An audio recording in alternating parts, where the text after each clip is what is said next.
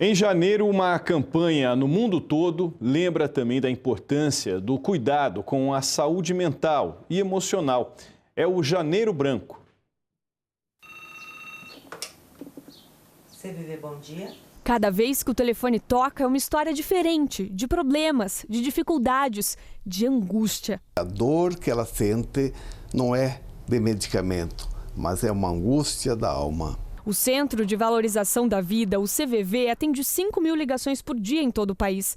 O serviço é 24 horas e também funciona por chat na internet e e-mail. Quem liga para o CVV geralmente está enfrentando problemas e precisa desabafar. Do outro lado da linha tem sempre um voluntário pronto para ouvir e acolher. Quando nós buscamos trabalhar intensamente, esquecemos do lazer, acabamos nos estressando. Estresse é um termômetro que nós podemos administrar, porque depois do estresse pode vir a depressão e aí vai para o fundo do poço. Aqui no Hospital Pequeno Príncipe foi criado um programa especial de redução no estresse no trabalho. São várias atividades para que os funcionários possam continuar atendendo os pacientes, mas sem descuidar da própria saúde. Tem várias atividades para que os colaboradores possam aliviar, né, o estresse do dia a dia, já que eles já vivem, né, num ambiente com muito estresse, né, a questão do cuidado com o próximo, né? E a nossa intenção com o programa é cuidar de quem cuida. É nesta sala que a Olda, enfermeira do hospital, consegue ter uns minutos de relaxamento. Toda semana ela faz sessões de Reiki, uma técnica japonesa que busca o equilíbrio. Eu me sinto tranquila, eu penso em coisas boas, como que eu vou fazer depois que eu sair daqui para atender bem, para ter bastante respeito, consideração, ter paciência para lidar com todas as situações que eu preciso enfrentar no meu dia a dia, que é inerente mesmo da minha profissão. A Dilcilene já teve depressão, se afastou de muita gente e o rendimento no trabalho despencou. Foi no atendimento com psicólogos, de graça, oferecido aos funcionários, que ela encontrou a ajuda que precisava para seguir em frente. Eu não tenho mais esse problema de tristeza. Claro, tem as dificuldades, né? Mas já são enfrentadas de modo diferente, né? Eu faço esse acompanhamento para prevenir, para não vir a ter uma depressão, né? E eu acho muito importante esse serviço que a empresa fornece para a gente, né? Porque é uma melhora da qualidade de vida, não só profissional, né? Como pessoal, né? Que a gente tem a vidinha da gente lá fora, né? Não reflete na família. Então, assim, tá tudo muito melhor, muito mais fácil de seguir em frente. Essa leveza, né, depende de cada um de nós, né? Os problemas vão sempre estar ocorrendo. E essa preocupação com a saúde da mente já aparecia, inclusive, em escritos da antiguidade. Um exemplo é a expressão famosa mente sã, corpo são, atribuída ao poeta romano Juvenal. Em nossos dias, a própria Organização Mundial de Saúde alerta para esse tipo de problema. E quem começa o dia com a gente para falar sobre o assunto é a psicanalista Lígia Guerra. Oi, Lígia. Bom dia. Bom dia, bom dia. Bom, falando especificamente da campanha, do Janeiro Branco, né? O que é essa campanha? De que maneira ela está alertando para essa situação? Olha, ela começou em Minas com o Leonardo Abrão, psicólogo, e eu acho que ele foi assim muito, muito feliz. Porque a gente fala muito, como você falou, mente sã, corpo são, mas a verdade é que a gente fala muito mais do corpo do que da mente. A percepção que eu tenho é que as pessoas não têm vergonha de falarem que vão ao médico, mas ainda existe muito tabu ao falar que vão ao psicólogo, como se a saúde mental não fosse tão importante quanto, né? Quer dizer, é o preconceito que está nos impedindo, vamos dizer assim, de fazer esse equilíbrio aí do corpo são também com a mente. Claro, e o Janeiro Branco começa no mês interessante, que é o primeiro mês do ano, ou seja, a gente começa ordenando, pensando o que eu quero de bom para mim nesse ano, o que eu quero mudar, o que está legal, o que eu quero lapidar. Então, foi muito feliz nesse sentido. Agora, é claro que também tem muito uma questão nessa mulher da gente educar. O garoto é muito educado para engolir as emoções e a garota é muito educada para ser adequada, né? Então, você diz muito para o garoto, engula o choro, e para a menina, seja gentil. Ou seja, quando a emoção chega, como é que a gente trabalha isso com eles?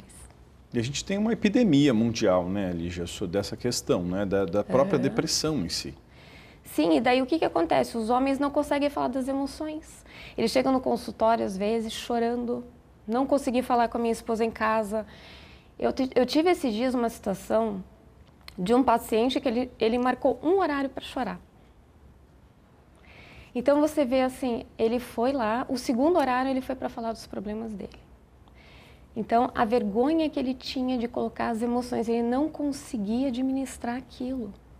Então você veja, ele disse, eu tenho que vir aqui, me expor, estou me sentindo estranho na frente de uma estranha. E ao mesmo tempo eu estou me sentindo acolhido, porque ele sabia que ali ele não estava sendo julgado. Então o que eu percebo? Nós temos muita vergonha daquilo que a gente julga que não é adaptável ao nosso meio. É difícil às vezes para um pai dizer, eu tenho um filho dependente químico. Muitas vezes para um homem falar, eu estou com problemas sexuais ou financeiros. Para a mulher, em relação ao corpo, existe uma cobrança muito grande. Então, as pessoas vão engolindo as coisas, não conseguem administrar isso no seu dia a dia e vão criando transtornos emocionais, né? Porque como é que eu vou dar conta de uma coisa que eu não entro em contato? Por isso que eu falei do garoto e da garota. Se o garoto entende desde pequeno que ele tem que engolir o choro, como é que quando ele chega na vida adulta, ele vai falar sobre isso? Se a menina tem que ser sempre adaptável, o dia que ela tiver uma explosão de raiva, o que vai acontecer? Então, nós temos que procurar falar com as pessoas, principalmente com as crianças já de toquinho. Quando tiver uma explosão de raiva, por exemplo, não é dizer que feio, é perguntar por que você está se comportando dessa forma, o que você está sentindo? Porque daí, ao invés de a gente dizer para a criança engolir, ela vai aprendendo a administrar a emoção dela, que é algo muito diferente. Daí a gente vai entendendo, puxa, eu sinto raiva, eu posso sentir raiva e isso está falando isso sobre mim.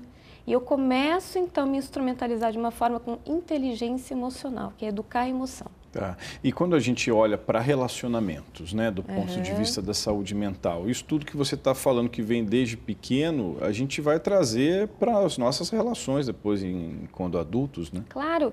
Se você diz para um homem, engula seu choro, não fale o que você sente, como é que depois na vida adulta você vai querer que ele discuta a relação? Se ele nunca aprendeu a falar sobre emoção. Se você diz para uma garota, vá para o mercado de trabalho, se posicione, né? Como é que uma mulher que aprendeu desde pequena a ter que ser sempre adaptável, ela vai achar um espaço para ela colocar aquilo que a desagrada? Não, eu não concordo, então ela vai ter dificuldade de falar sobre o não.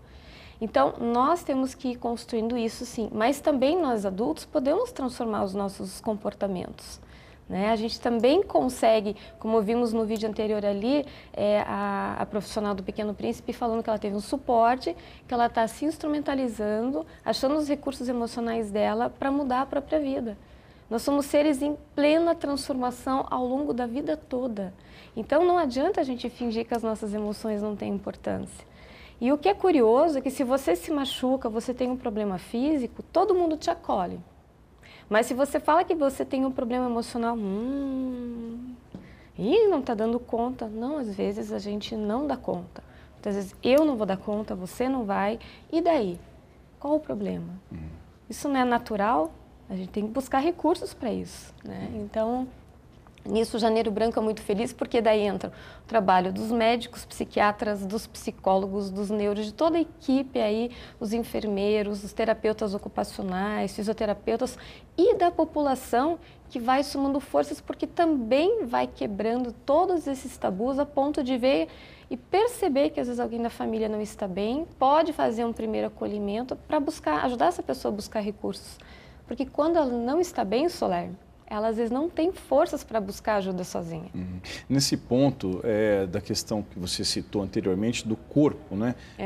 Nesse ponto a vaidade, vamos dizer assim, do ponto de vista do culto ao físico, enfim, ela também atrapalha a gente olhar para a saúde mental, porque o foco é muito grande no corpo, né? Eu vejo que o corpo tem que receber todos os cuidados necessários desde que não vire uma obsessão. né? Mas eu também entendo que nós somos seres biopsicossociais e espirituais. Eu vejo que existe todo um contexto, né? Cada um dentro da sua fé. E isso não estou me referindo apenas à questão, apenas entre aspas, claro, religiosa, né? Às vezes tem pessoas que administram sua fé de uma outra forma. Nós nos relacionarmos, hoje nós temos aí estudos que demonstram que pessoas que se relacionam, que têm uma rede de amigos boa, ela tem uma saúde mental melhor. A alimentação, claro, e a parte física, né? Mas toda essa rede de estrutura, ela nos dá uma condição básica de nós termos um enfrentamento maior diante dos problemas. Lígia, obrigado mais uma vez. Eu que agradeço e que seja de fato o branco o nosso começo, essa tela em branco aí, que a gente tem muita coisa para escrever nos demais meses do ano, né? Isso aí. Quero te agradecer também a equipe da RPC, não esquecer. Dia 3 de maio de 2010 a gente começou esse trabalho aqui, ou seja, o grupo já está preocupado com a questão emocional há muito tempo, né? Estamos aqui para isso. Não é? Né? Obrigado, tá? Nada.